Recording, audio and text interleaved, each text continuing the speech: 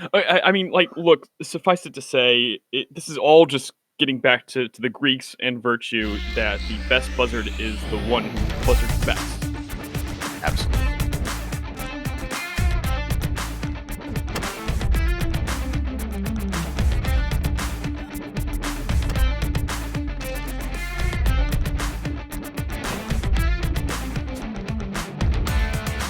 Hello, everyone, and welcome to yet another problem with reading. I'm Brevin. I'm Steven. And per usual, the good boy Sam is not with us. We miss you, Sam. We miss you, Sam. All right. Hey, Steven, what are you drinking right now? Right now, I am drinking a bit of fruit tea with some honey in it. Fascinating. It is. So when I first came up with this question, our podcast recordings were almost exclusively on, if not weekends, then weekend nights. And so the beverages, were more interesting and varied. But I've noticed that recently they've gotten a lot more commonplace. That is probably just because we're now doing this on the weekday so much. It also could be that we're growing old and we can no longer take the wild, carefree days of our youth less than a year ago. Alas, for the passing of time. Alas, indeed. As for myself, I am drinking some lovely gunpowder green tea with some homemade ginger/red pepper simple syrup, which gives it a nice little zing and zip. Ooh, I do like that. Yeah, some little syrup, little green. You said green apple syrup? What? No, it was green tea with something syrup. What was the syrup? Ginger red pepper. Ginger syrup. How did I hear apple? That's a very good question. I have no idea. I honestly don't know. I apologize for that. My mind must have been elsewhere, contemplating my own mortality as time passes and I can no longer drink whiskey. Indeed, it's no, heaven forbid that day come. It's also possible that I did say apple. We'll find out when I check the recording later. We will indeed, and the reader will know because he'll have to rewind here for probably going on 20 seconds now. With some homemade ginger/red pepper simple syrup. With some homemade ginger/red pepper simple syrup. But anyway, speaking of going on for 20 seconds, one person who's never had, who's never wanted for things to say is our good friend of the show, frequent guest, Kanye West. And now he's saying something new. Steven, I believe you have something about that. Kanye is indeed saying something new. Kanye has recently announced that he has become a Christian, and in fact has also announced through his publisher or agent or whoever that person is that he will be exclusively singing gospel music now, and has kind of wanted to distance himself from more secular stuff. So I generally don't know what to make of this sort of stuff. I'm not much of a fan of pop culture, but recently there was an opinion article posted called "How Christians Should Respond to Kanye's Reported Conversion" by Peter Heck. And thankfully, this week it is certainly shorter and less heady than last week's with David Bentley Hart, but no less relevant. And I'm taking it from Discern, DISRN, which is the new news outlet in town that so far I've been thoroughly impressed with. It aims at the Christian demographic, and it contains both opinion pieces and news reports, and I've been very much enjoying their work. It's by the producer of the Babylon Bee, for those of you who are familiar with the best satire around. It's a heavy competitor with prdnc.com, prudence.com. Wait, really? Oh, I wasn't aware of that. No, I'm making that up. Oh, gosh darn it, Brevin. Okay, well, now that I've just displayed my naivete at believing that my close friend would not tell a lie to me, I will continue. So this article raises a topic that we brought up a few podcasts ago, as mentioned, that Kanye has converted to Christianity, and Heck discusses kind of the two most common responses that Christians have to celebrity conversions. That of kind of either extreme excitement, huzzah, look, a popular person has converted, look at us, we're cool, or extreme cynicism, alas, another celebrity trying to cash in, get another fan group, or trying to attract attention, or what have you.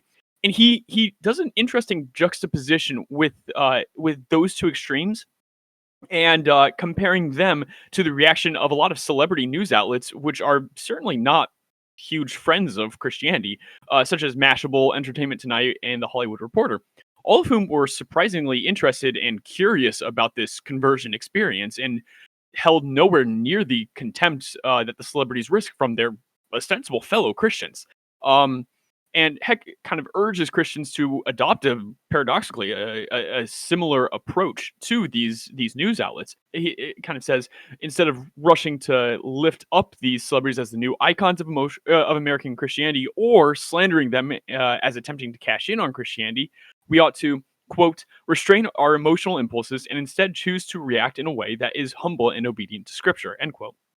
He reminds us of Paul's words to Timothy concerning leaders, that they ought to be mature and experienced Christians, not new converts. But he also encourages all Christians to pray for those converts, celebrity or no, and to rejoice that a soul has indeed found Christ. With Kanye and with all celebrities, we ought to indeed hope that the gospel truly has reached them. Quote, not for our sake, not because Jesus needs a celebrity to help his holy cause, but for Kanye's sake. And because all of us, including celebrities, are in need of Jesus to help the otherwise hopeless cause of our own souls, end quote.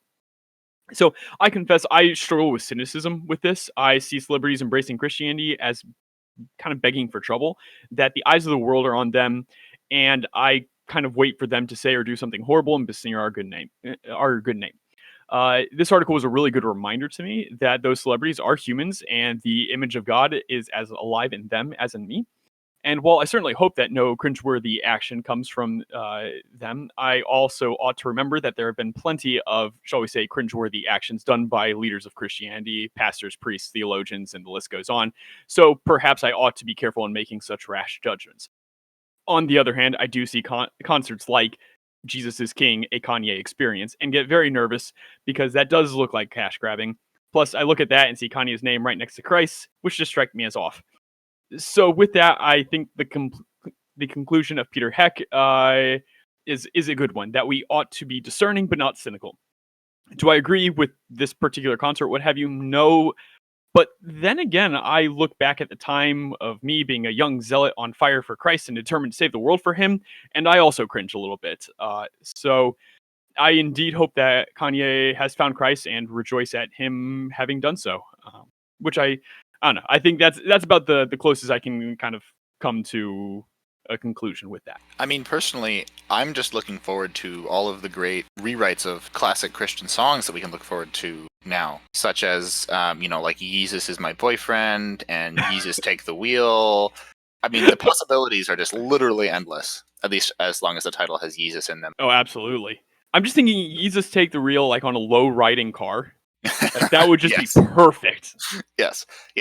There's also lots of options of replacing, sort of old-fashioned words like, I don't know, grace or vision, to be instead like "be thou my yeet" or "amazing yeet, how great the sound, that yeeted me straight to heaven." I don't know, whatever. There's all sorts of options here.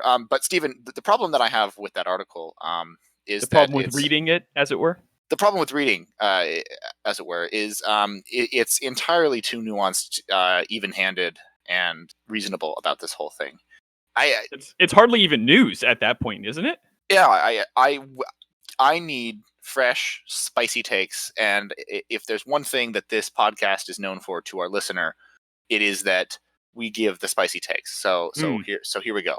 He contrasts two very accurate reactions, which are on one hand to go crazy with excitement and elevate the convert, like, "Look, Christianity's winning, American Christianity, isn't it great, look, we're cool," or on the other hand having lots of condescension and cynicism and all sort of cynical about it, as it were. The base of both of these reactions stems from the same source, which is this lionization of celebrities that we have in our society. And I would note we do live in a society, and with their place at the center of culture.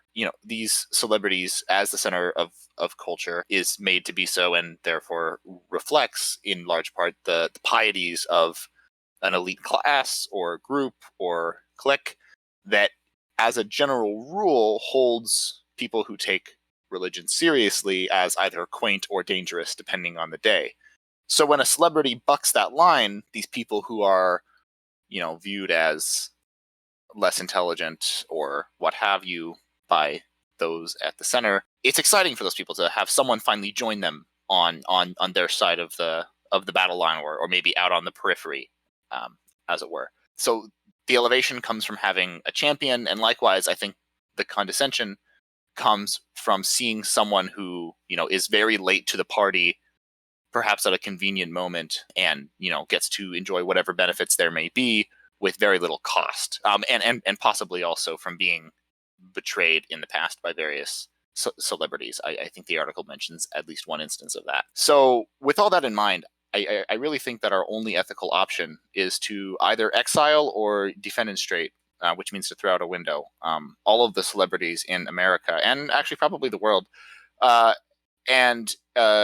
If we can't decide on defenestration or exile, we could defenestrate and then exile. Any of those three options would be acceptable with me. We could exile them first and then go to where they've been exiled and defenestrate them. 4 options. I stand corrected. I mean, there is a myriad of ideas that we can have. A myriad of defenestration and exile options that we have. Mm-hmm, mm-hmm. Yep. Okay. Yep. And now that is news right there. That was a spicy hot take, and therefore worthy of any major news organization. You got to add a little bit more outrage, though. Like no. Something like you're angry and therefore like you're gonna destroy this one opponent's beliefs or something like that. Yeah. I'm mad and I'm not gonna take it anymore. No. My aesthetic is, sort of the very dry, laid back commentator. I'm sure I'll find my audience someday. They're out there. They're just waiting for me. That's why I tell myself every day when I'm crying myself to sleep. Exactly. Speaking of crying yourself to sleep, let's talk about fan fiction. The fiction that's written about all the characters from Harry Potter that you wish you could date. So you write a little cutesy story about it, how you're dating Harry Potter, and it's very nice, but then you get in between him and Voldemort, and it turns out it's your true love's kiss that actually saves the day in the end. I didn't write that.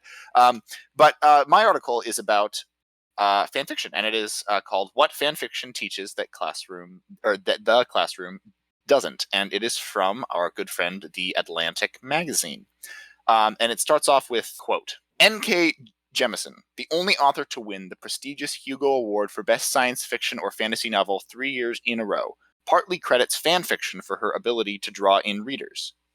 A quote from her, "Fan fiction tends to have a built-in hook because it's written in a world you're a fan of. You're predisposed to like it. You have to find a way to make it not just the world that people are tuning in to read so that they are interested in your story." End quote.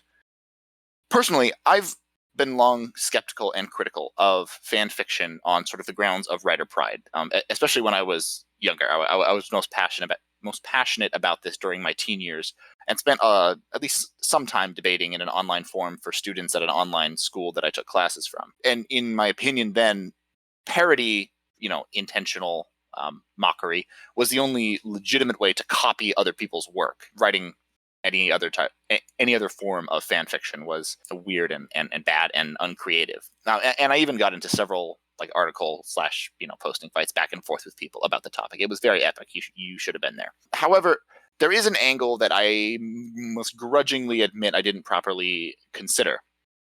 Quote, "A fan fiction site is a uniquely energetic learning environment. Unlike in a classroom where a writing prompt is as likely to be met with groans as with enthusiasm, writers on fan fiction websites are thrilled to be there, excited to write, and passionate about the material, because it's based on a book, TV show, movie, video game, or something else that they already love," end quote. And they also note that because the hook for the story already exists, it's linked in with existing stories, there's more obvious room for critiques about craft, both in faithfulness to the original material, but also in the various aspects of actually writing, the form of it. And this comes from numerous and sometimes thousands of different people, each with differing areas of expertise. And as it turns out, empirically, the environment on these fanfiction websites is extremely oriented to being positive and constructive criticism. Quote from the article, "Reviews of fan fiction are overwhelmingly positive. Out of a sample of 4,500 reviews on fanfiction.net, only 1% were what they called non-constructive negative reviews, or flames. Furthermore, quote, research also found that in the communal tutoring happening on fanfiction websites, it led to a quantifiable improvement in people's writing, at least by one metric. They analyzed 61.5 billion words of fanfiction stories and 6 billion words of reviews from fanfiction.net, tracking every lexical diversity or complexity of vocabulary of users over time. They discovered that for every 650 reviews that writers received, their vocabulary improved as much as if they had aged 1 year. And this they call the idea of distributed mentoring. You get lots of comments on all these short little stories that you're writing from people who are enthusiastic about the material and want to help you write it better. And I hadn't considered this aspect. So after a bit of introspection, I would have to admit that when I was most passionately against fan fiction, I was already in a very constructive environment. In other words, I didn't need it, so I didn't think it had any use, which was a forum with numerous involved writers, all my own age, who exchanged stories, posted, traded ideas, much like people do on fan fiction websites.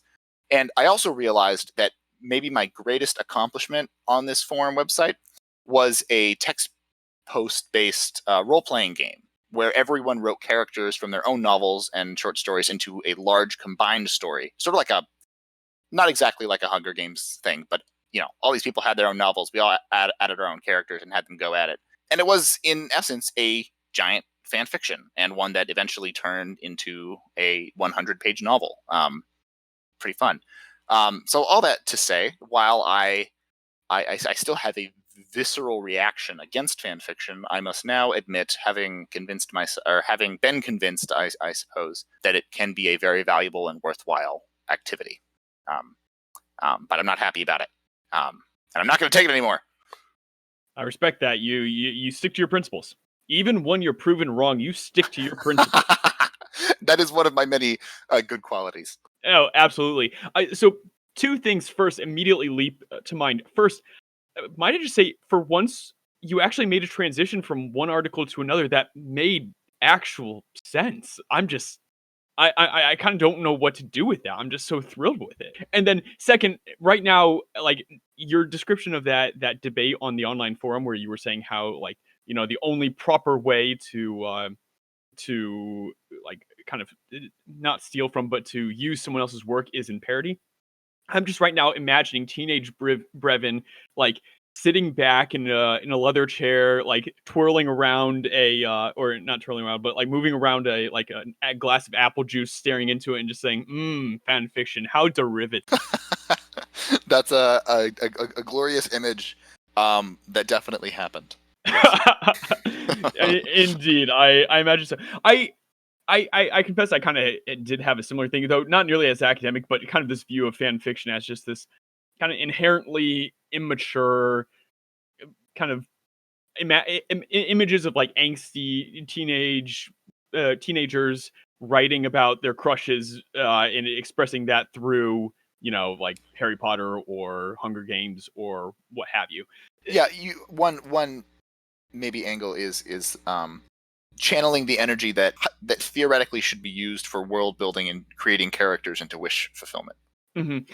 Precisely, and I'm certain that does indeed happen, but I was surprised by how compellingly it was argued for, and it actually makes a lot of sense. I mean, in essence, they're crowdsourcing education with that. They're crowdsourcing literature, and writing abilities, and yeah, having an entire community of people who are actually interested in this topic and have therefore a really good motivation to make sure that you are becoming a better writer.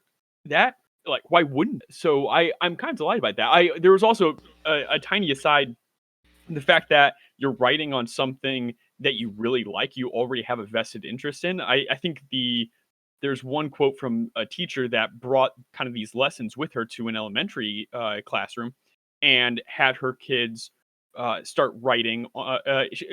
There was some writing unit, and she said, "Okay, kids, I want you to write me a story about Minecraft." And apparently, they were so eager, they were begging her to skip recess so they could keep writing. And there is something very delightful about that. That this is a way to get people interested in writing when it otherwise seems like such a chore, such a dolorous task. Yeah, I think that's very accurate in many ways. I didn't. I will confess I didn't look at detail at the study that they used in this, but I'm sure I could pull some McIntyre or something if I wanted to be cynical about the methodology. But I mean, just from a logical point of view, like you said, all of these good things aligning to make a very positive and helpful community, both just in terms of community qua community, but also community as craft honing organism. They're all there. It actually, as you were describing it, I was reminded of a Robert George lecture talking about how the intrinsic value of friendship. And the way you were describing the community of a fan fiction site hypothetically would work, and how this article describes it, is very similar to the communities that McIntyre describes as having in goods intrinsic to them, and friendship the qualities that it has. So there we go. Fan fiction is virtue is the conclusion of that statement. Huzzah for fan fiction. Yep. Fan fiction, true fan fiction, is the something on the it's the golden mean of wish fulfillment and I don't know, parody. I think parody's a vice, probably, because it's cynicism, and we mustn't be cynical. That is the great sin, according to he who must not be named. Wait. According to who? Oh, you're good. You're good. Yep. Thank you. Yep. Although I thought that was Dumbledore that said that was a sin, not he who should not be named. I don't know. I don't know. Like, that sounds like something Dumbledore, Hogwarts. Wait, hold on. Damn it! I was trying to do an initialism there, but I am forgetting the initials. Speaking of Dumbledore, though, I did meet Dumbledore the other day. I met him in the form of an abbot at a local monastery, and I went there, and the entire time, like, I saw him and just immediately thought Dumbledore, and very quickly told myself to shut up and not say anything. And then he says it. He's like, he ends up pulling out a Gandalf staff and sword and starts talking about how many times that he's gotten mixed up with either Gandalf or Dumbledore. What a boss! Delightful man. Abbotry fun, everyone. That's awesome. What's the name of the monastery? All Merciful Savior, I think. It's over in Vashon Island. All Merciful Jesus, save us. Alrighty. Well, speaking of saving us from things, let's do my rant first this time. I won't push that to you. So the thing that I'm being saved from is attending a particular university who sent me a funny email. And this might be a little bit reading into it. It might be a bit uncharitable. But I am nothing if not always charitable. That's what I always say about him. That's what he always says. But only when you're around to hear it. Yeah, I was going to say something more ominous, like only when I don't know, have a pillow on your head saying only dreams now. Whatever. Oh, dang, that got dark. Anyway, so I am currently in the process of examining some grad schools, looking at the future forward. And one of them sent me an admissions email, a pitch, like, hey, come apply to our university. We are cool up here, up in New York. And I don't want to go to that place, but the point of this email made me want to not even more. And the pitch was how much the university was doing to support the climate strike on September 20th or whenever it was. There have been like several in the past few weeks. I don't know. And I know that there is an entirely nuanced way to talk about this whole thing, but this is rant time, so hold that thought forever. So here's the thing. Pitching me your graduate education program that will cost me like $100,000 by showing off how much you support students taking days off from it. And this, and for me, I'm not terribly bullish on the chances of actions like this actually doing anything.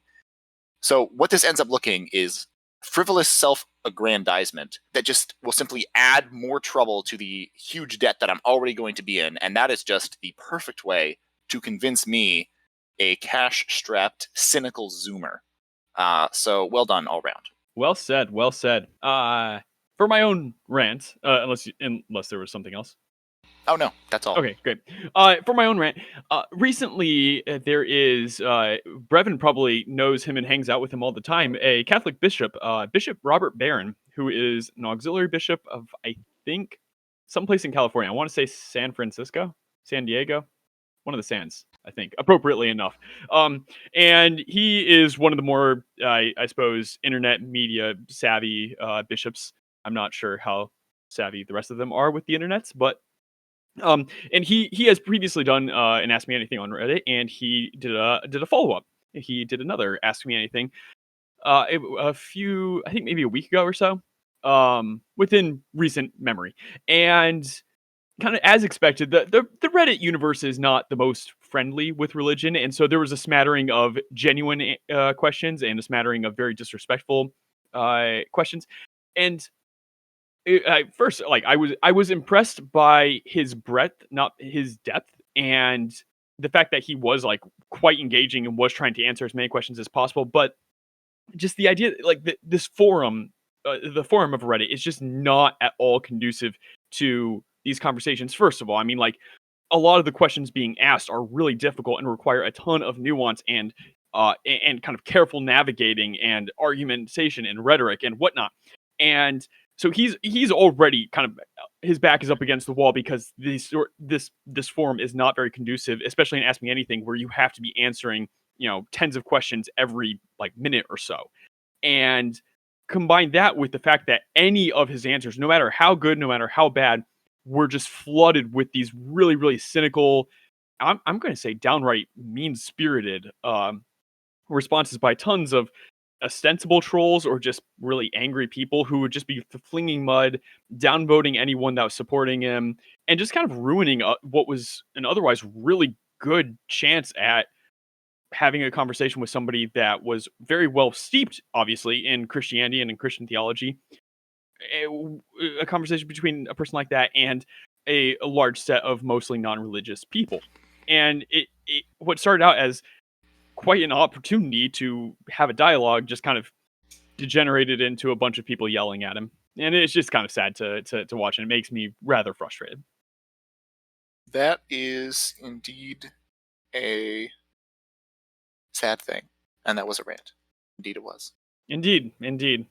I need to get better at ranting, though, in like an angry, passionate sort of way. I'm working on it, ladies and gentlemen. I'll be yelling one of these days. I can do it.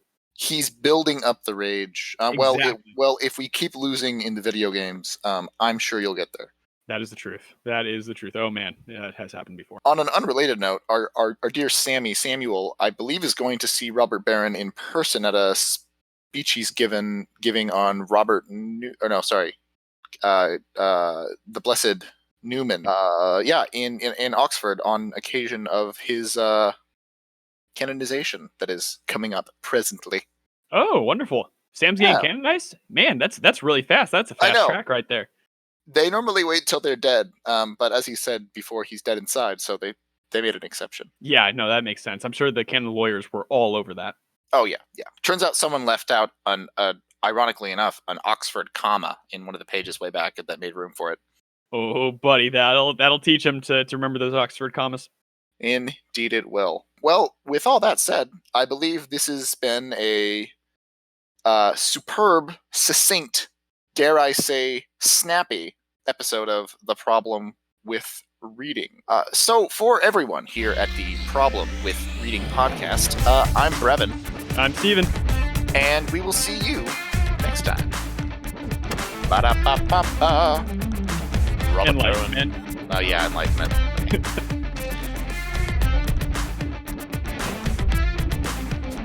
That'll be you want to do that closing again? Because generally, I just couldn't think of anything to shout out. I kind of liked us stumbling over each. Okay, yeah, no, let's run with it then. Because actually, that makes a lot of sense. Because I generally shout something out. Yeah, like and therefore we just stumble over each other. No, perfect. Yep, cool. All right, well, good times. That was snappy. That was